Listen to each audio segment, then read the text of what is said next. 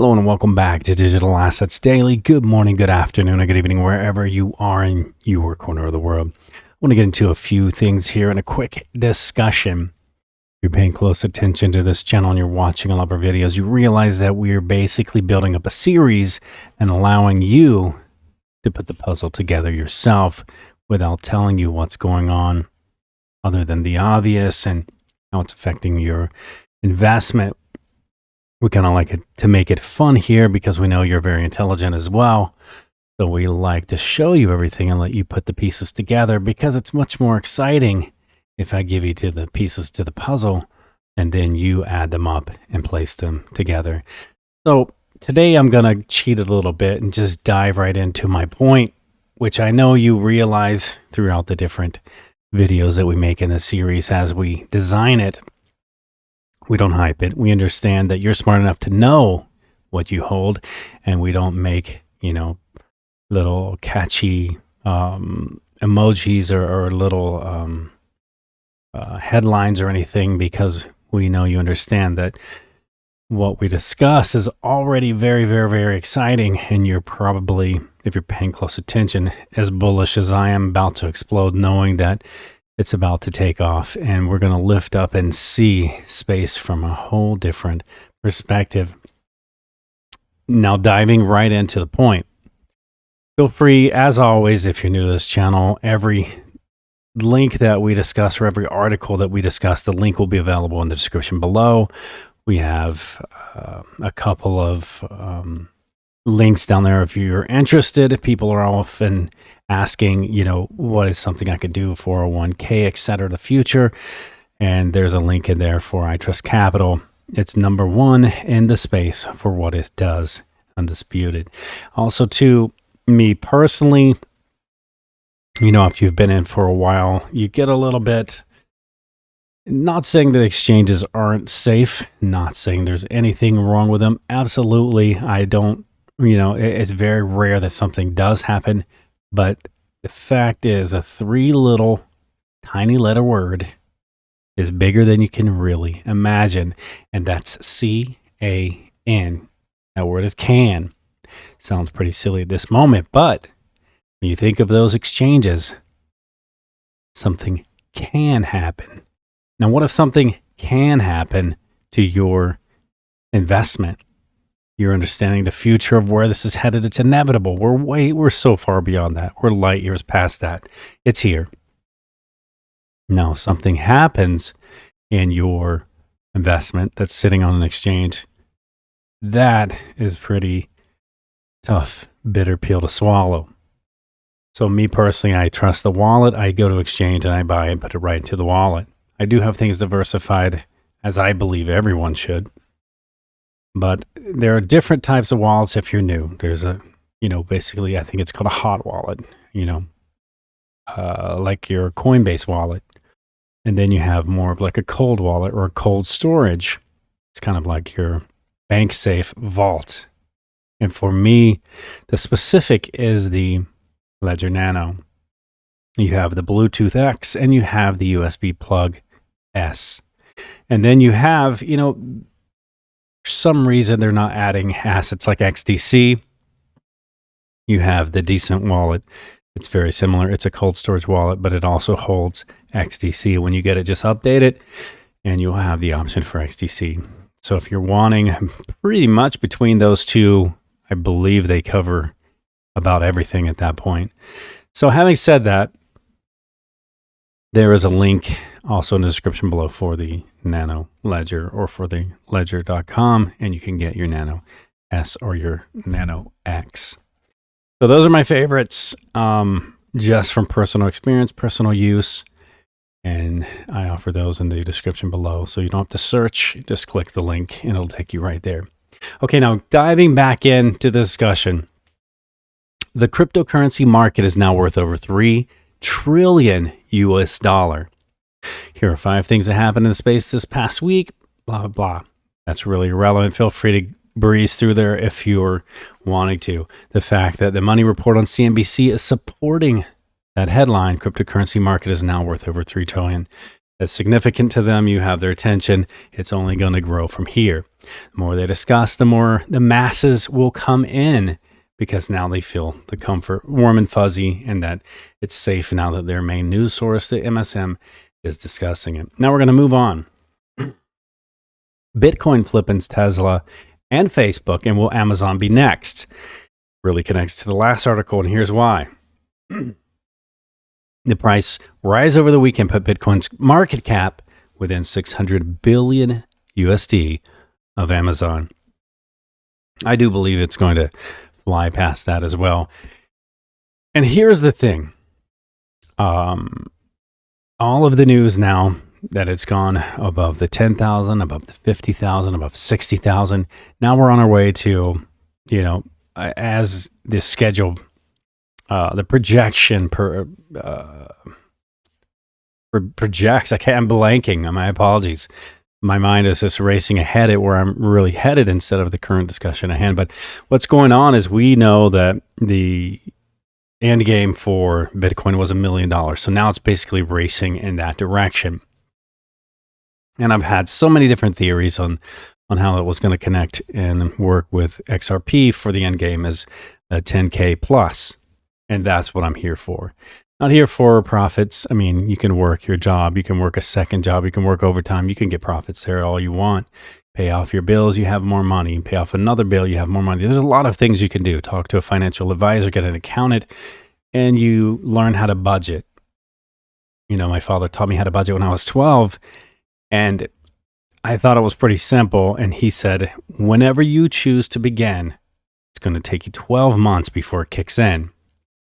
And that always, either way he put it, made a little rhyme. And I always thought it was funny. I'm like, Dad, I'm going to start today. I'm going to be a professional. I'm going to be the best budgeter in the world at 12 years old. And, I started right off and I started saving. And then I was out to prove my dad wrong. And pretty much short end of the story, it took a month to start getting things in order. And then it started being noticeable in the second month. But it really didn't take place even the very first initial start until the third month. Then after the third month, I was getting into a rhythm, and I started noticing little bits taking effect after 6 months. And then quickly after that, I didn't realize the timeline had moved so fast. And I'm like, Dad, I did it. Didn't take me a year to do it. He's like, when did you start? And I sat back and I was like, almost to the week that I had began. It had literally been a give or take 12 months. And he just smiled and he's like, good job, son, and walked away. But out to prove my dad wrong, I proved him right. But the whole thing of that story is this. At 12 years old, that taught me a lot to do with budgeting. You can pretty much make anything happen if you do the percentages correctly to the money that you have to basically to live on, or that income that you have bringing in to your payroll that you're depositing every month, every week, whatever, every day to your bank account.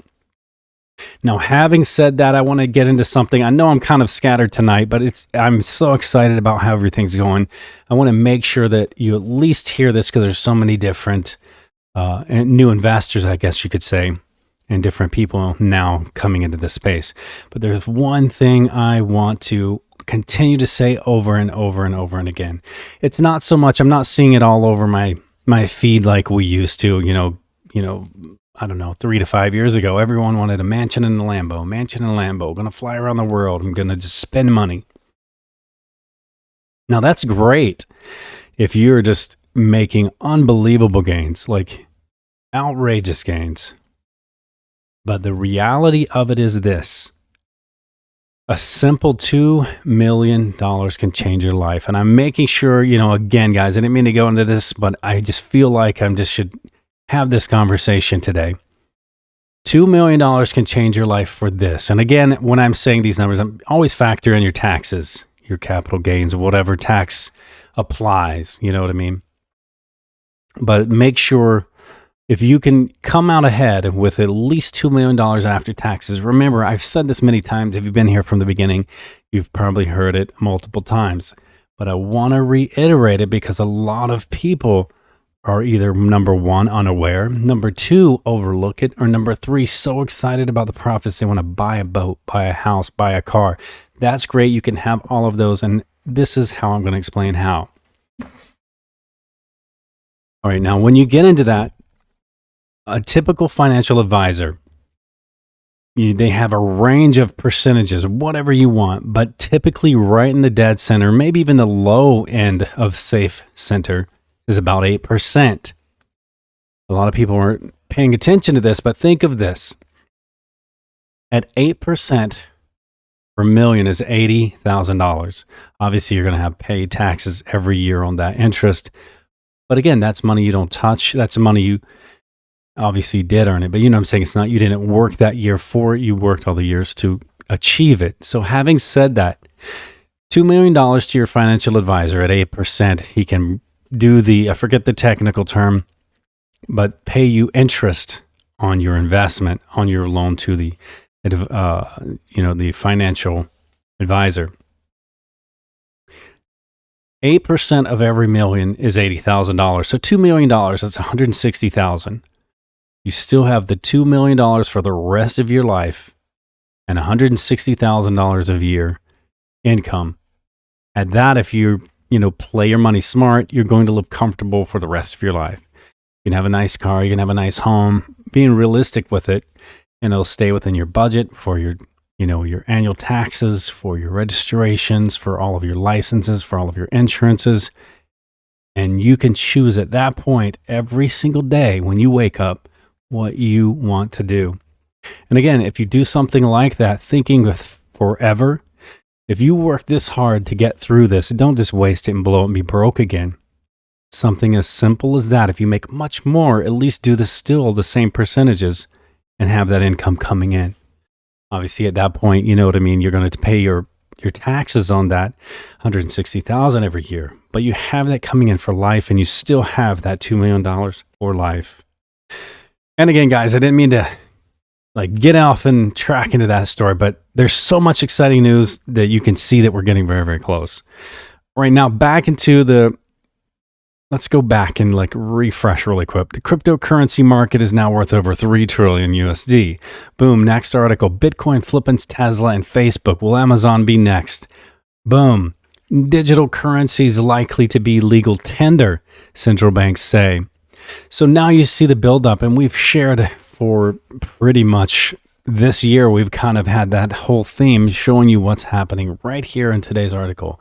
Digital currencies likely to become legal tender, say the central banks.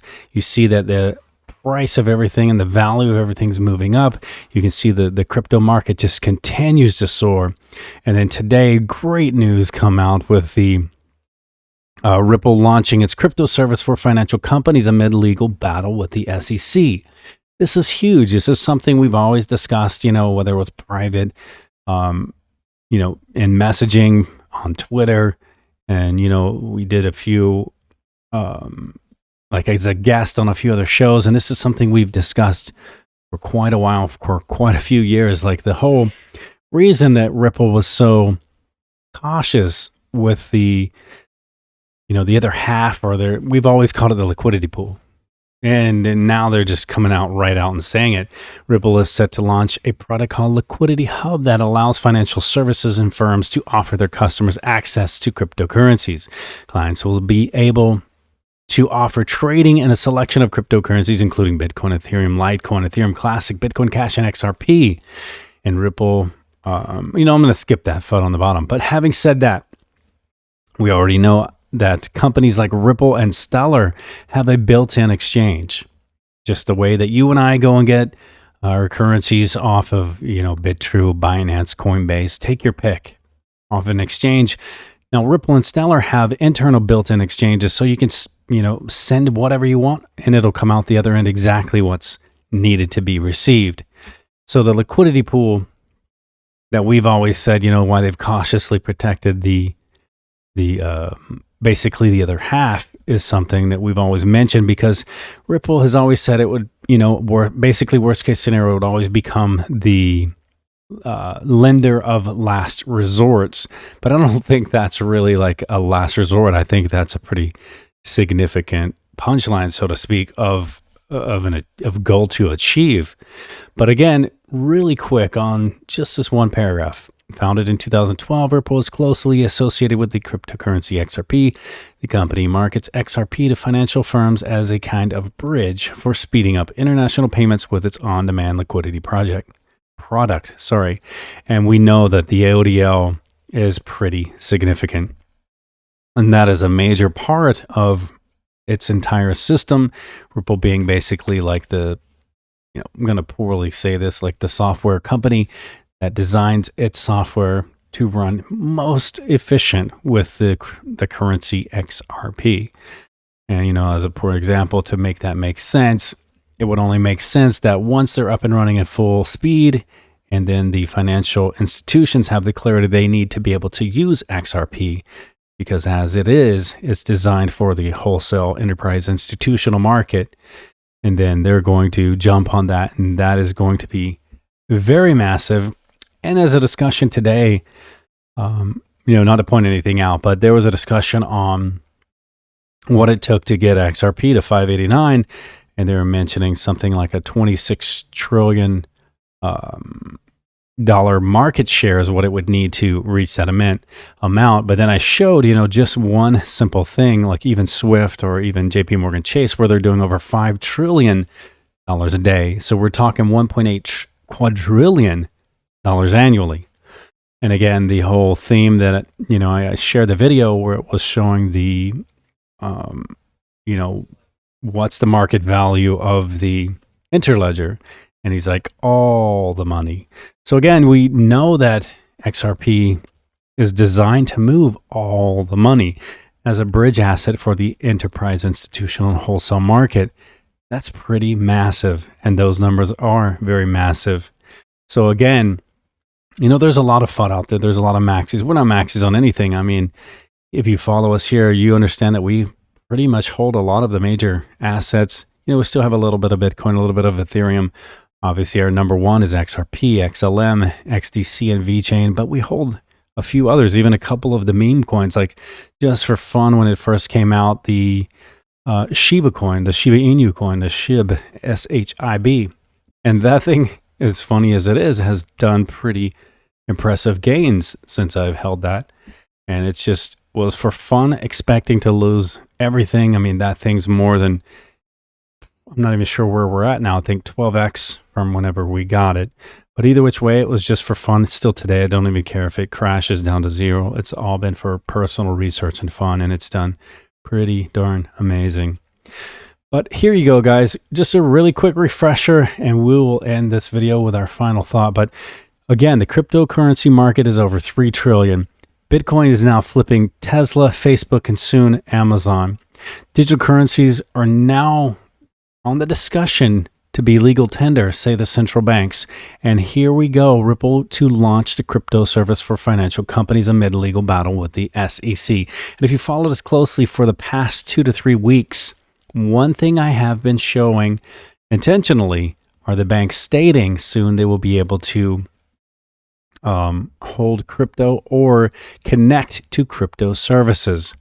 So again, I was kind of my little build up for this, what's happening now today. So again, remember, this is not financial advice. It's for entertainment purposes only, but it's very, very, very, very bullish, in my opinion, for assets like XRP, XLM, XDC, not limited to only those, but that is going to be a very big deal for those as per their design for what they're for. And they, again, as we've shown here again, each have a different focus, each have a different lane, and they will all be working together. That's the whole reason for integration, interoperability, the cross-chain capability, the hybrids, and the green assets.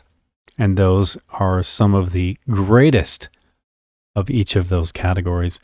And I'll leave you with a final thought. And feel free to pause this, take a look at the visual, and reread it multiple times, because I think it's a big deal.